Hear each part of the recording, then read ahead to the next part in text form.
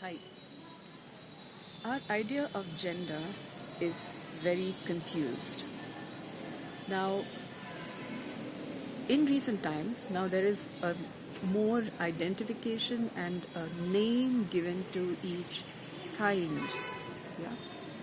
So we have the males and the females as on either ends, and then we have the LGBTQ and other names, labels that have come about to identify particular gender variations.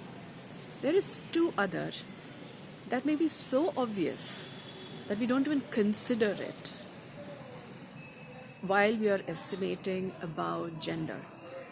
And that is, before the male and the female, we have a girl and a boy.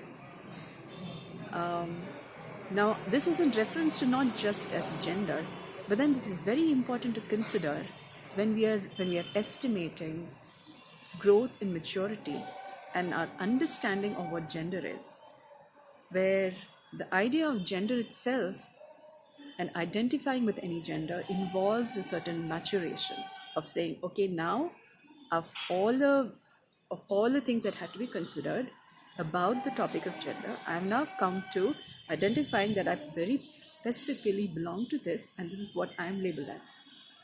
And before you come there, there is also this phase of what is not mature enough to consider either. That each label in the gender spectrum may not be considering the degree of maturation before they could be definitively identified as either of the labels. So during my course of inquiry into me as a person, and I facilitate Meristem intelligence in people, which basically is the intelligence that each person originally has, by which they form and become in the course of interactions with people, in the course of movements through different happenings in the course of becoming from a baby to an adult, through the different roles they play, and what happens to this person who from a baby goes through these different movements, and what changes and dynamics happens through by which they come to be who they have in their blueprint the make to be. Now, while I was inquiring into this, gender very definitely is part of this inquiry, because it's also me, and I, instead of going and experimenting with somebody else, I have my own body, my own life with which to reflect and arrive at what are the components of what life is and what has a person be a person. Now, during this inquiry, I tried several experiments. I've spoken of one of them, and that is I tonsured my hair, I took my hair off, and then now I've come to different levels of hair coloring. Now it's this. It's kind of different. But in all of these inquiries, one of the things that I have very significantly noticed, which is very obvious, is our reference to gender. And when I didn't have hair, like when I took my hair off, my gender came to question. They had to, to kind of know. It's culturally, it is not usually seen that females from this part of the continent, this part of the country, do not normally just take their hair off. And definitely not somebody who doesn't seem to be traditionally orthodox, like I am, without any religious reason to take their hair off.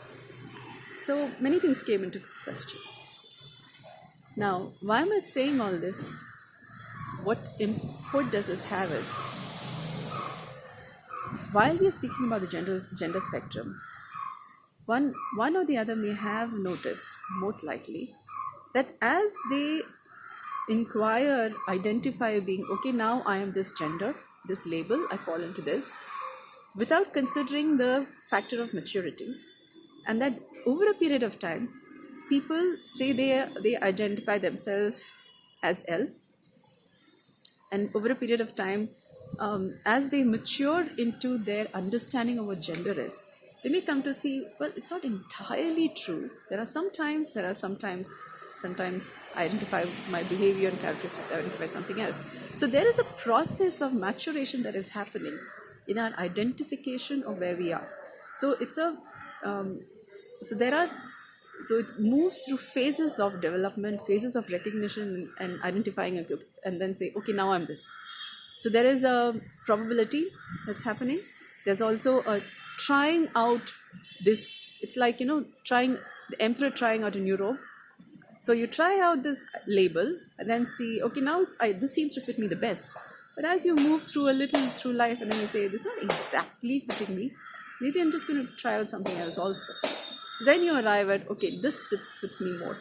So your identification of gender is also trying out a different robe, trying out a label, in arriving at what, and it's not a definite. There is a case of more probably than not, more often than not, I'm this. And then more often than not, I like doing this. So this is not just about, in reference to the gender spectrum, we have these names, but there are also identification of our own, say, profession. We may be studying something. Yeah, we may have been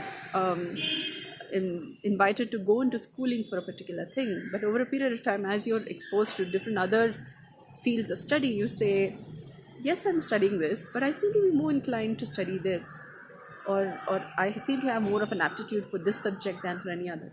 So that's how you sort of merge and come into identifying what is your best fit, what has you be the most you. So one of the things that I seem to be arriving at from this video, and I hope to bring your attention to, is to inquire and look into where, say, if we consider maturity from a stage of fetus, infant, girl, boy, adult, where there is more of a more application of a common sense, but then it's more not from an innocent, all is awe and wonder, to being more present, to being more considerate about what's there in the present, to a more instructive parental state. To further older, say, you may feel like a grandfather or grandmother, in that you have a sense of, okay, now you're more tending to overlook on life and how people are and how people are behaving and how they should be. So there may tend to be a certain grandfather or a grandmotherness in your psychic constitution, or sometimes a more teacher like a constitution, where you may be looking at life at, okay, this is good, but probably this is something which is not being educated and not being told about, and maybe I could do a better job of it. So there's a sense of a teacher. So there are further states of being, where you're not instructional, where you're not a student, but you're more discerning. You have a clear sight. You have all the states of being a child, of what it is like to be a child, what it is like to be an infant or a fetus, or what it is like to be a girl or a boy in different agehood, different stages of adulthood. What are the different aspects of it? What are the different aspects of being a parent, or say different aspects of being a grandparent, or different facets, different types of teachers there are. And you have a clear sight where you're not being pulled into being either of these states, but you're having a clear discernment and not being siphoned off or or hijacked into being any of these states, but then being in a place where you can see how you tend to be one or more states, and then you notice, no, I'm not necessarily any of these states, but it can be another state where I'm discerning this, where I can see this.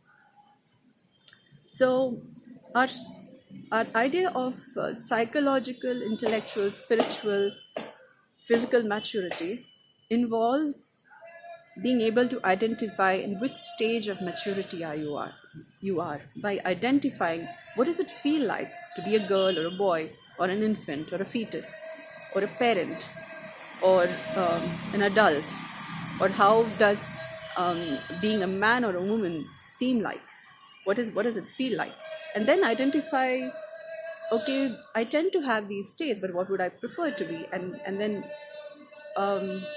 so there you come to a discernment between likes and dislike and tendencies. So you come to a certain algorithm of what makes you and what you would rather be. So there's several concepts, several aspects I've spoken about in this video. I hope any of this, or in time, as you maybe review this video over a period of time, several aspects of it would make more sense to you, and then you begin to identify and notice how you may be able to be benefited, and in becoming who you could be, what makes you the best, what would have you be the best version of yourself through these inquiries. Maturation is a developmental process. Several of us are stuck in our different stages of development. And how do we know what is our stages of development is through the list that I just said. It could be a child, adult, parent, or it could be different states of gender, or it could be different states of emotion, which is also facets to be considered in maturation. Because you could be tending to be more emotionally drawn to one state versus another, and not know how to be in an equilibrium. So, okay, the light's going several places. So I'll leave us with this thought. Do leave your comments below, and to let me know what you think. Let's keep this conversation going, because there are some things which a lot of us may be thinking about, maybe have even noticed in like a flash in the pan, but not many may be talking about this or along these lines the way it needs to be spoken about. Thank you for listening.